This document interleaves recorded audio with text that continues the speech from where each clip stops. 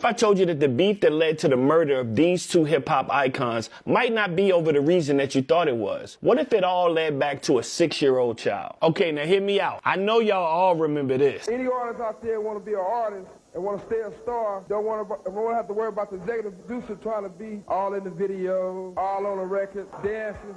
Come to Death Row. Now, we all know that what he said that night will go on to change hip-hop forever and ignite the East Coast-West Coast rivalry. But looking back, he never really said nobody's name. Shout out to Beats Gordy, because some of the information that you about to hear came from a post that he already posted. Everybody assumed that he was talking about Puff, even Puff. And the tension in that room was so thick that night that Puff came on stage and felt compelled to say this. I would like to say that I'm very proud of Dr. Dre, of Death Row, and Suge Knight for their accomplishments. But what if Suge wasn't talking about Puff that night? On a Drink Champs interview 5 years ago, Puff said that he ran into Suge a few weeks later and he asked him this in private. He was like, bruh, was you talking about me that night? And Suge said this. He said, nah, I was talking about Jermaine Dupri. And I was just like, wow. Yeah, I was just like...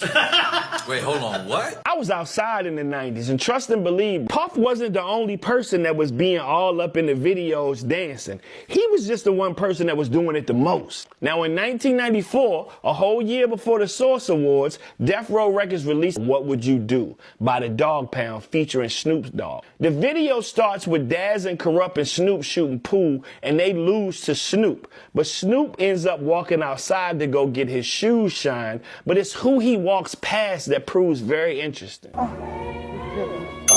Now, who is that supposed to be? Okay, maybe that's not who I think it is. But if that ain't her, then y'all tell me who this supposed to be. What's up, big staff? Hey, what's up, homie? Hey, man, take this money and get your plane ticket and go on to Atlanta, partner. And there ain't no mistaking, we all know who that's supposed to be, right? Dogg Pound performed this song right at the Source Awards in front of both of them. So it was clear at the time they shot this video, they was not rocking with JD. But the question is, why?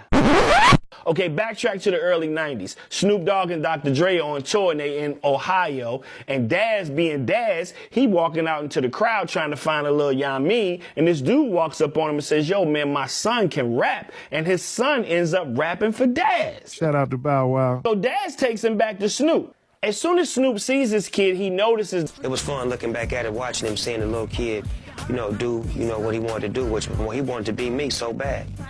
And I didn't really realize how much influence I had on him. He basically a younger version of Snoop Dogg. So Snoop puts him under his wing, and he even gives him a name.